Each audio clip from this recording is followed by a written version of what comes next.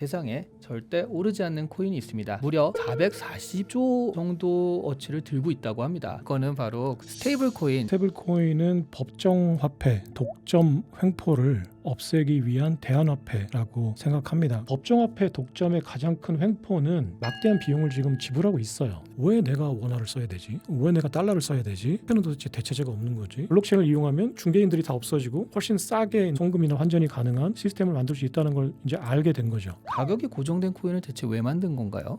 비트코인이 아까 말씀하신 대로 이제 탈중앙 화폐인데 비트코인의 가장 큰 문제가 있었잖아요. 가격이 등락한다는 거죠. 그러니까 안녕하세요. 이시안의 점심 약속입니다. 코인 하면 다들 얼마나 벌었어? 뭐 이런 거를 좀 물어보게 되는데 세상에 절대 오르지 않는 코인이 있습니다. 이 코인의 매력이 오르지 않는다라고 하는데 그럼 매력이 없는 거잖아요. 그러면 코인이 오르지 않는다? 왜 가지고 있어야 되지? 라고 생각을 하시는 분들도 있지만 세상에 이거를 전 세계 사람들이요 무려 440조 정도 어치를 들고 있다고 합니다. 도대체 어떤 코인인지 우리에게 설명해 주실 분을 오늘 모셨는데요. 얼마 전에 제3의 달러라는 요 책을 쓰신 그 김창익 작가님과 오늘 같이 이야기를 해보도록 하겠습니다. 네, 작가님 안녕하세요. 네, 안녕하세요, 작가님. 네, 경제 스토리 디자이너로 활동하고 있는 김창익 작가라고 합니다. 그 최근에 제3의 달러 그리고 트럼프와 골드쇼크라는 등등의 책을 쓰고 유튜브와 이제 강연장을 통해서 이제 구독자하고 독자분들 만나 뵙고 얘기 나누고 있습니다. 반갑습니다. 반갑습니다. 네, 굉장히 직감이 특이하신데 네네. 경제 스토리 디자이너? 네. 네네. 테일러도 아니고 디자이너. 네네. 그 원래는 제가 다선북스의 김선식 대표님으로부터 비트코인의 시대라는 책을 작년에 이제 냈을 때 이제 김 대표님이 이제 경제 스토리텔러라는 이름으로 좀 활동을 했으면 어떻겠냐는 제안을 받아서 지난 1년간 경제 스토리텔러로 이제 활동을 했는데 활동을 하면서 이제 느껴지는 게 스토리텔러라는 거는 이제 예를 들어서 디자인을 누가 해준다면 제가 이제 그거를 이제 화자가 돼서 얘기하는 역할에 머무르는 것 같아서 그러면 이제 어떤 근본적인 이야기 틀부터 이제 제가 직접 짜는 이제 상황이었기 때문에 그러면 스토리 디자이너로 이제 얘기를 하는 게 어떨까라는 이제 생각에 최근에 이제 스토리 디자이너로 이제 스스로 이제 칭하고 있습니다. 그 건축을 그냥 하시는 게 아니라 처음부터 설계부터 내가 하겠다. 네네. 그래서 완벽한 나의 취향과 나의 가치와 의지를 반영한 집을 만들겠다. 네, 그렇습니다. 그러니까 시공자가 아니라 이제 그 디자이너, 설계자가 되고 싶다는 마음에 이제 그렇게 노력을 하기 위해서 직함을 그렇게 줬습니다. 오늘 디자인해 주실 거는 바로 그 중에서도 제가 서두에 말씀드린 절대 오르지 않는 스테이블 코인, 이름부터 이제 스테이블이잖아요. 스테이블 코인에 대한 이야기를 해주실 텐데요. 스테이블 코인이 뭔지 또 모르시는 분도 있을 테니까 이거를 좀 간단하게 뭐 설명을 해주시자면 어떻게 설명을 할 수 있을까요? 네, 일단 스테이블 코인이라고 하는 거는 말 그대로 이제 달러에 연동돼서 달러의 1달러가 1스테이블 코인이라고 하는 이제 그 가치가 그대로 연동이 돼서 유지가 되는 디지털 달러, 사실상 디지털 법정화폐를 말하는 것이고요. 또 여기서 이제 한마디로 이제 뭐냐고 이제 질문지에 있어서 제가 생각을 해봤는데 그 스테이블 코인은 법정 화폐의 어떤 독점 횡포를 없애기 위한 대안화폐라고 생각합니다. 그래서 실제로 그런 목적에서 이제 그 기술 진영에서 이제 빅테크, 핀테크 중심의 기술 진영이 이제 법정화폐들의 어떤 여러 가지 사실상 횡포가 있거든요. 그 우리 일반 사용자들이 부지불식간에 당하고 있는 양면의 대결 구도를 만들어서 이야기를 풀어나갈 수밖에 없는 상황인데 좀 강조하거나 이제 극단적으로 좀 말하는 측면이 없잖아 있을 수 있습니다. 근데 이제 그 일반 청중들이 이제 어떤 각인하는 의미에서 제가 좀 강조해서 오늘 얘기를 좀 해볼까 합니다. 근데 그 경제적 민주화라고 하신 거잖아요. 경제적 민주화를 위해서 이게 만들어졌는데 사실 그 전에 비트코인이 그런 의미로 만들어졌거든요. 근데 이거는 그 비트코인과 비슷하지만 이 가격이 고정된. 근데 가격이 고정된 게 사람들은 코인하면 그래도 이게 등락이 있으니까 그래서 이제 사고 팔고 하면서 그렇게 썼었는데 가격이 고정된 코인을 대체 왜 만든 건가요? 비트코인이 아까 말씀하신 대로 이제 탈중앙 화폐인데 비트코인의 가장 큰 문제가 있었잖아요. 가격이 등락한다는 거죠. 그러니까 사실은 우리가 그 회계가 이제 비트코인으로 이제 회계 단위가 결정된다면 가격의 척도가 그냥 1BTC 뭐 1사토시가 된다면 비트코인의 가격이 등락하는 건 별 문제가 없을 텐데 지금 저희가 쓰고 있는 가격의 척도는 법정화폐니까 그러면은 비트코인이라는 이제 자산이 법정 화폐로 환산된 액면 가격이 사실 등락하는 거거든요. 비트코인의 가치가 이제 등락한다는 얘기는. 근데 그렇기 때문에 비트코인은 이제 거래나 이제 회계의 단위로 쓸 수가 없었던 거죠. 그러니까 그래서 블록체인 상의 어떤 화폐를 이제 회계 단위나 가치의 어떤 척도, 그러니까 거래 지불 수단으로 쓰려면 법정 화폐와 가격이 액면 가격이 연동돼야 되니까. 그러니까 이 문제는 그냥 본질적으로는 아직까지 우리의 거래 교환 수단이 법정 화폐이기 때문에 네. 법정 화폐로 환산된 액면 가격이 비트코인은 계속 변한다.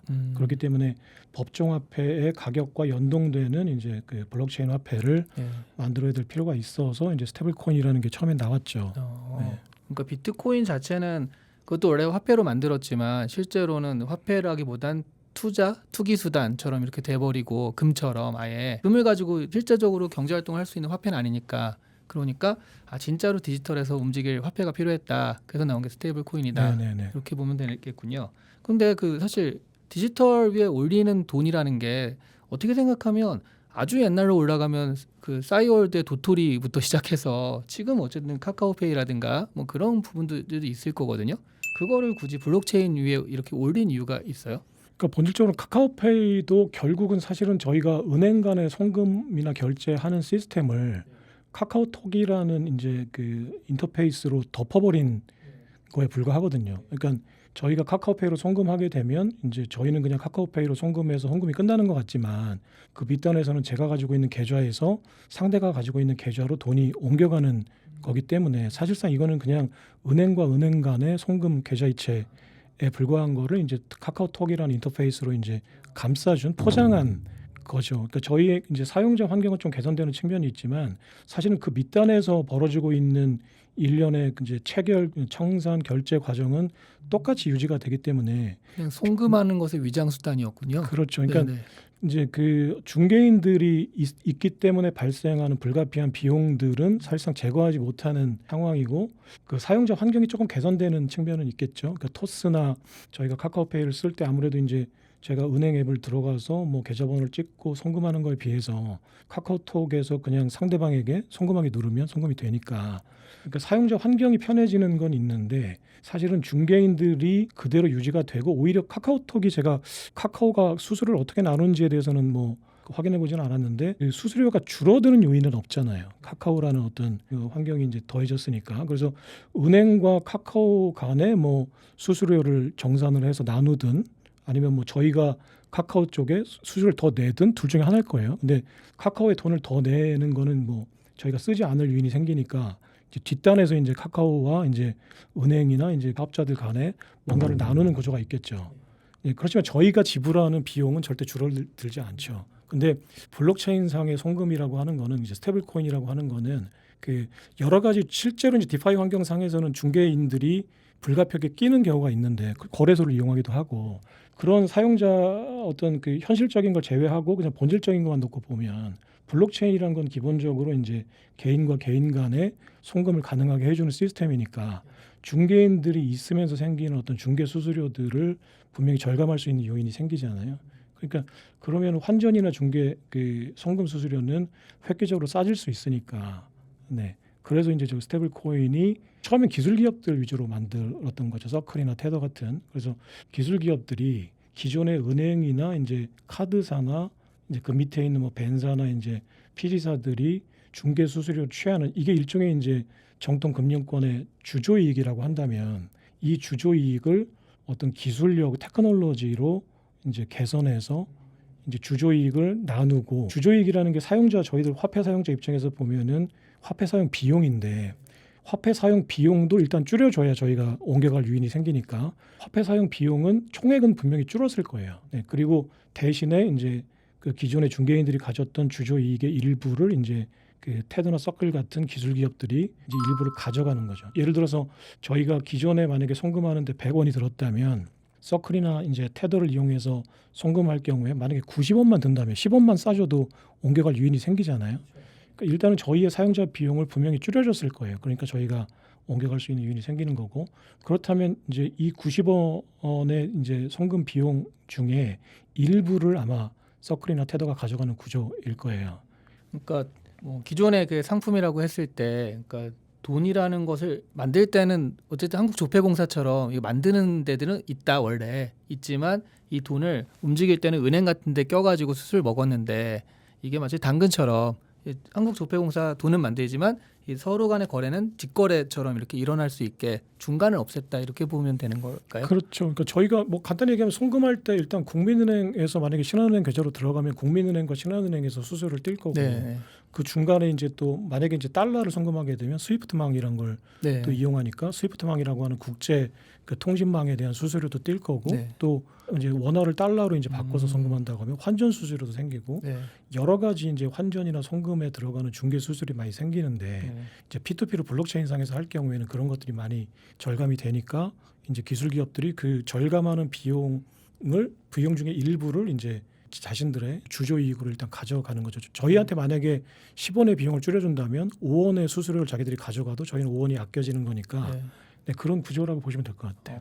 근데 말씀하신 테더나 서클의 발행사 같은 경우가 그래서 거기서 어떤 주조이익에서 약간을 뗀다 하더라도 이게 결국 경쟁이 격화되면 그게 좀 깎이고 해가지고 말하자면 여기도 기업인 거잖아요. 이 회사가 돈을 버는 방법이 그 주조이익처럼 그것을 중개해주는 요것만 있는 건가요? 아니면 다른 걸로 돈을 벌 수 있는 방법이 있나요? 그러니까 그 지금 현재 스테이블 코인들의 수익 구조요. 네. 네, 지금 그러니까 이게 이제 예전에는 뭐 그렇게 딱 정해졌던 건 아닌데 지금 지니어스 액트 이제 2025년 7월 30일 날 이제 대통령이 제가 해서 이제 통과된 지니어스 액트라고 해서 그 미국 내에서 이제 스테이블 코인의 자격을 라이센스를 주는 이제 그 자격 요건들을 이제 정의해 놓은 이제 법률인데 여기에 보면 준비금 요건이란 게 있거든요. 그러니까 준비금을 간단히 얘기하면 달러 현금이나 현금성 국채로 그러니까 만기 93일 미만의 단기 국채로 100% 준비금을 갖춰 놔야 되는 상황이거든요. 그렇다면 그 이자를 주지 않는 현금으로 예치해 둘 가능성은 좀 유의는 줄어드는 거니까 대부분은 그렇다면 이제 미국의 이제 단기 국채로 이제 준비금을 예치해 놓을 거고 그렇다면 스테이블코인 발행사 입장에서 볼 때는 그 예금 이자를 주지 않는 예금을 받아서 이거를 국채에 투자해서 국채 수익률만큼 뭐 단기 국채니까 예를 들어서 뭐 지금 4% 정도 이자를 준다고 하면 그 연간 4%의 이자 수익률을 받는 구조가 되는 거죠. 저희가 스테이블코인 사용자 입장에서 보면 무이자 예금을 해놓는 셈이잖아요. 물론 이제 그 예금 토큰을 받아서 저희가 쓰는 구조니까 사실상 현금을 들고 있는 셈인 건데, 그러니까 저 입장에서 보면 사실은 현금을 들고 있나 스테이블 코인을 가지고 있나 뭐 대동소이한 거죠. 그러니까 저희가 예금 이자를 받지 않는다고 해서 불만이 없을 수도 있겠죠. 네, 그런데 이제 받는 쪽에서는 기존의 상업은행들이 예금 이자를 주고 대출 이자를 받아서 예대 마진을 챙겼다면 스테이블 코인 업체는 이제 제로 이자로 예금을 받아서 국채에 투자해서 수익을 얻는 구조가 만들어져 있으니까 네, 이런 구조로 이제 수익을 창출하는 거고 또는 이제 처음에 이제 스테이블 코인을 발행할 때 뭐 0.1% 안팎의 발행 수수료도 받는 거니까 저희는 이제 수수료를 내고 사실은 현금을 쓰는 셈인 거고요. 아니 그러면 사실 이자도 어떻게 생각하면 그 스테이블 코인을 산다는 건 지금 이렇게 생각하면 예금을 하는 것처럼 내가 현금을 주고서 여기다 맡겨놓고 그걸 이제 편하게 왔다 갔다 한다라는 건데 이자는 이 회사가 다 가져가는데 그럼에도 불구하고 이 스테이블 코인을 사람들이 기꺼이 쓴다. 이거는 그 굉장한 효용이 따로 있는 거죠. 그렇죠. 그러니까 그 사용자 비용이 줄어드는 거예요. 그러니까 저희가 이제 법정화폐라는 거를 쓰는 이유는 지금 화폐라는 것이 역사적으로 보면 항상 국가나 왕실 위주로 발행을 해오긴 했지만 경쟁화폐 시스템이 있었거든요. 미국도 사실은 얼마 전까지만 해도 그러니까 민간 은행들이 은행권을 발행했었잖아요. 이게 이제 그 중앙 정부만이 화폐를 발행했던 시대는 사실 얼마 안 됐거든요. 근데 저희가 그 화폐를 중앙 정부에게 발행권을 위임했던 이유는 이건 이제 본질적으로 보면 이제 사회 계약인데 저희가 어떤 계약서를 뭐 일일이 쓴 건 아니지만 암묵적으로 사회 계약을 한 거나 다름이 없는 거잖아요. 그 개념상으로 보면. 그러니까 왜 그러냐면 간단히 얘기하면 정부가 발행하는 게 삼성, LG, 뭐 하이닉스가 화폐를 발행해서 저희가 그걸 쓰는 거에 비해 경쟁화폐에 비해서 저희가 싸게 쓸 수 있다고 확신했기 때문이에요. 삼성이 발행하는 삼성화폐, 뭐 예를 들어서 LG가 발행하는 LG화폐를 저희가 쓸 때에는 사용자 비용이 예를 들어서 뭐 100만큼 들어간다. 저희 사용자 비용이. 근데 정부가 나서서 내가 화폐를 발행할 테니 이제 사용자 비용을 50% 줄여줄게. 이런 확신이 있었기 때문에 저희가 정부에게 이제 리바이어던이라고 하는 괴물에게 화폐는 네가 발행해줘. 라고 위탁을 해준 거거든요. 근데 어떤 그 독점 사업자든 간에 처음에는 사회계약을 위해서 좋은 대안을 제시해 주지만 이 독점의 어떤 상태가 지속되면 어떤 주체든 독점의 횡포를 부리기 마련이죠. 왜냐하면 대안이 없으니까. 그래서 지금 법정화폐를 쓰고 있는 저희들이 지불하는 여러 가지 비용들이 있어요. 그러니까 지금 국가가 어쨌든 관치금융을 하고 있는 4대 시중은행과 또 그 밑에 있는 뭐 이제 얽혀 있는 송금 시스템과 또 환전 시스템과 또 국제 간에 거래하는 스위프트망과 이 모든 것이 다 사실은 국가가 독점하고 있는 법정화폐 시스템에 파생된 시스템들이니까 예를 들어서 지금 1,000만 원을 만약에 미국으로 송금한다 그러면 많게 들으면 10만 원 이상의 이제 수수료가 들어간다고 하면 저희는 그냥 돈을 그냥 그 디지털로 이체하는 데만 10만 원이 들어가는 거니까 막대한 비용을 지불하는 거고 가장 큰 사실은 비용이라고 하는 거는 저희가 그게 비용이라고 인식하는 것도 사실 얼마 안 됐는데 사실은 제가 100만 원을 통장에 넣어놓고 연간 2%의 이자를 받는데 물가가 5%가 올라가요. 그럼 3%의 손해를 보는 거잖아요. 그래서 사람들이 이게 3%의 손해를 본다는 인식을 잘 못했어요. 인플레이션이라는 개념을. 사실은 왜냐면 과거에는 인플레이션이라는 게 사실은 우리 할아버지 세대만 해도 인플레이션이라는 개념이 크게 없었거든요. 그러니까 집값이 올라간다는 개념이 사실은 작가님이나 저의 아버지 세대만 해도 없었어요. 가만히 한번 생각해 보시면 그러니까 제가 그 IMF 이후에나 갑자기 집값이 막 1억 원짜리 강남 집값이 지금 100억 원이 됐잖아요. 100배가 지금 물가가 올랐는데 그 전 할아버지 때만 해도 할아버지가 1,000만 원 주고 샀던 집이 아버지가 물려받았는데도 1,000만 원이었거든요. 그리고 아버지가 그거를 제가 중학교 때까지 대전에서 고향에서 살 때도 그 기와집 한 100평 정도 됐던 그 대지가 그냥 그대로 1,000만 원이었어요. 그러니까 집이라는 건 그냥 제가 한 푼 두 푼 모아서 뭐 월급으로 10년 모아서 그냥 사는 주거를 위해 사는 거였지 물건값이 올라서 내가 그 물건을 저기 시세 차익을 위해서 내가 투자를 한다? 이런 개념이 없었거든요. 그래서 그 변화가 딱 7, 80대 일어났잖아요. 네네네. 그 7, 80대 분들이 네. 젊어서는 아 네. 집은 그냥 네. 안 사도 돼. 네네네. 전세나 이거나 상관없어. 라고 해서 안 사셨다가 나중에 확 올라가지고 지금 좀 늙으셔서 굉장히 네. 후회하시는 분들이 많잖아요. 하고 있죠. 지금. 그때 샀어야 되는데 그때 강남이 얼만데 그러면서 네네네. 그런 얘기 많이 하시죠. 근데 그렇다면 언제부터 그럼 집값이 올랐냐면 사실은 닉슨 쇼크 이후에요. 네. 미국이 이제 금본위제에서 이제 금으로 달러를 바꿔주지 않겠다라고 네. 선언한 이후에 그게 결국은 그 미국 정부가 내가 내 마음대로 돈을 찍어내겠다라는 선언이었잖아요. 네. 그러니까 돈을 정부가 가지고 있는 금의 양에 비해서 무한대로 찍어내니까 네. 그때부터 이제 물가나 환율의 변동이 막 생겼던 거잖아요. 그러니까 1971년 닉슨 쇼크 전에는 그 미국 정부가 가지고 있었던 금의 양만큼만 돈을 찍어내니까 네. 물가가 오를 이유가 없죠. 그렇죠. 실제 가치만큼 돈이 있는 거니까. 네네네. 실물의 네. 가치만큼 돈이. 네. 그 화폐는 사실 실물이었으니까. 네. 근데 닉슨 쇼크 이후에 화폐가 사실상 그냥 미국이 찍어내면 돈이 된다. 이게 마법의 지팡이가 돼버렸으니까 그때부터 이제 미국이 달러를 많이 찍어내니까 전 세계가 환율을 유지하려면 달러만큼 우리 원화도 찍어놨어야 되는 거고. 그러니까 달러를 100만큼 찍어내면 우리는 수출 국가니까 원화의 가치를 달러보다는 낮게 유지하려면 달러를 100만큼 찍어냈을 때 저희는 120만큼 원화를 찍어내야 돼요. 그러니까 뉴욕에 있는 집값보다 서울에 있는 강남 집값이 더 오르는 게 당연해요. 120%만큼 더 올라야 되잖아요. 그러니까 왜냐면은 뭐 그 똘똘한 한 채라는 건 미국 사람들도 가지고 있는 개념일 거고 한국 사람도 가지고 있는 개념인데 화폐량이 한국이 훨씬 더 많이 늘어나니까 강남 집값이 더 오를 수밖에 없죠. 그러니까 그렇다면 내가 예전에 1억 주고 살 수 있었던 아파트가 지금은 100억 주고 사야 된다면 예전에 1억 주고 샀던 한 채를 지금은 1억 주면은 한 평도 못 사는 거죠. 그 화폐 가치가 그만큼 떨어졌잖아요. 그 얘기는 뭐냐면 제가 화폐를 들고 있는 사람들, 그러니까 이제 근로소득자들이 화폐 사용 비용이 어마어마하게 증가한 거예요. 거꾸로 얘기하면, 그러니까 아파트 가격이 올라갔다. 지금 뭐 냉면 가격이 2배가 됐다는 얘기는 화폐 가치가 100분의 1이 됐다. 화폐 가치가 20분의 1이 됐다는 얘기니까 내가 그만큼 더 많은 화폐를 써야 되는 거니까 화폐의 사용자 비용이 어마어마하게 늘어난 거예요. 그러니까 사실은 법정화폐 독점의 가장 큰 횡포는 그 정부나 상업은행들이 중앙은행을 화폐, 우리나라는 중앙은행이 사실상 정부니까 그냥 정부와 상업은행들이 그냥 화폐를 찍어내고 그 화폐에 대출을 해줘서 신용 창출을 하는 과정에서 어마어마한 인플레이션이 만들어졌다라는 거예요.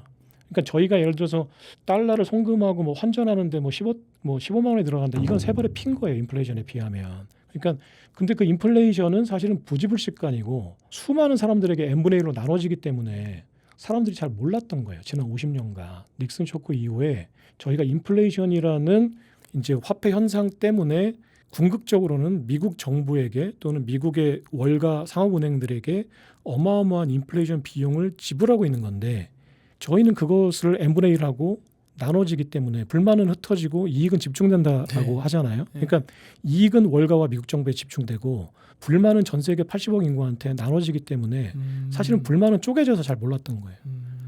근데 그 비용이 어마어마했던 거예요. 그러니까 미국이 지금 부채가 40조 달러라는 얘기는 사실은 저희가 40조 달러만큼 미국의 정부에게 이제 비용으로 지불했다는 얘기거든요. 지난 50년간. 그러니까 저도 얼마를 지불했는지 모르겠지만 막대한 비용을 지금 지불하고 있어요. 근데 이 사실을 왜 그런지 모르겠는데 굉장히 고통스럽다는 걸 이제 알게 된 거죠. 내가 지금 인플레이션 때문에 연간 5%의 사용자 비용을 지불하고 있어. 뭐 환전 수수료, 송금 수수료로 뭐 0.3%의 수수료를 지불하고 있어. 이거 따져보지 않아도 괴롭잖아요. 내가 월급을 뭐 똑같이 300만 원 받는데 예전에 냉면을 500그릇 사 먹을 수 있었던 거를 지금은 100그릇도 못 사 먹으니까 그러니까 왠지 고통스럽잖아요. 그러니까 계속 뭔가 고통스러운데 그 이유를 잘 몰랐다가 이게 이제 누군가는 얘기해주기 시작한 거예요. 이제 그 먼저 공부했거나 이제 이 구조를 좀 빨리 깨달으신 분들이 이제 그러니까 제가 경험해 보니까 어떤 그 경제 구조의 문제점이 드러나는데 한 30년쯤 걸리는 것 같아요. 그러니까 닉슨 쇼크 이후에 인플레이션이라는 화폐 현상 때문에 일반 사람들이 어마어마한 사용자 비용을 치르고 있다라는 이 고통을 잘 몰랐는데 한 30년 정도 지나서 이제 1970년대니까 한 2000년쯤 되니까 IMF라고 하는 위기도 겪고 등등의 위기를 겪으면서 아 이게 닉슨 쇼크 이후에 화폐가 많이 찍어져서 뭐 금융 위기도 나고 인플레이션도 나고 내가 좀 괴로운데 이런 생각들을 사람들이 자각하게 된 거예요. 그렇다면 이제 사람들이 물어볼 거 아니에요, 정부한테. 누군가가 나서가지고 진짜로 뭐 이렇게 질의응답을 하진 않겠지만 마음속으로는 계속 물어볼 거예요. 왜 내가 원화를 써야 되지? 왜 내가 달러를 써야 되지? 이렇게 많이 비용을 치르는데 그렇다면 어떤 상품이든지 간에 모든 게 다 대체제가 있는데 왜 화폐는 도대체 대체제가 없는 거지? 왜 화폐는 내가 법정화폐만 써야 되는 거지? 라는 막연한 생각들을 하고 있었을 거예요. 대안이 있다면 언제든지 갈아타고 싶었겠죠. 더 싼 화폐가 있다면. 근데 더 싼 화폐는 없으니까 대안이 없으니까 계속 끌려다녔던 거예요. 근데 이제 그 빅테크라고 하는 기술 기업들의 본질적인 수익 모델은 뭐냐면은 그러니까 일단은 플랫폼을 만드는 거잖아요. 플랫폼을 만들어서 사람들을 모으고 이 모은 어떤 네트워크 효과를 이용해서 기술적으로 뭔가를 더 싸게 공급해 주는 거예요. 뭐 구매력을 이용하든 뭘 이용하든 기술력을 이용하든. 근데 화폐 그 쪽에서 이제 빅테크들이 보니까 사실 미국의 일론 머스크라든지 피터 틸이라든지 어떤 기술 기업들의 어떤 그 천재들은 이제 저기 마크 저커버그도 그랬고 이제 어떤 자기 자신들만의 어떤 플랫폼을 이용하는데 그 안에서 사용되는 토큰을 만들고 싶잖아요. 화폐를 사실상 화폐인데. 근데 그 화폐를 만들려고 보니까 내가 더 싸게 화폐를 만들 수 있는 것 같은 거예요. 기술력으로. 블록체인이 그거잖아요. 제가 블록체인을 이용하면 중개인들이 다 없어지고 훨씬 싸게 이제 그 송금이나 환전이 가능한 시스템을 만들 수 있다는 걸 이제 알게 된 거죠. 그렇다면 저한테 와서 물어볼 거예요. 만약에 네이버가 화폐를 만들었다고 하면 네이버가 이제 저한테 마케팅을 하겠죠. 그러니까 당신이 지금 달러를 1000달러 보내는데 15만 원을 쓰고 있습니다. 근데 네이버 페이를 이용하면 1000만 원을 송금하는데 예를 들어서 7만 원이면 송금 가능합니다.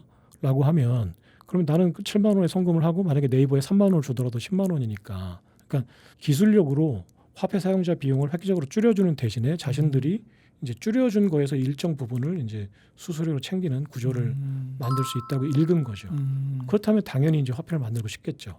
그래서 마크 저커버그가 이제 2019년도에 이제 10억 인구가 쓰는 페이스북에서 리브라라고 하는 토큰을 발행하면 이제 그 안에서 쇼핑도 하고 락업 효과도 있으니까 이제 토큰을 발행하고 싶었죠.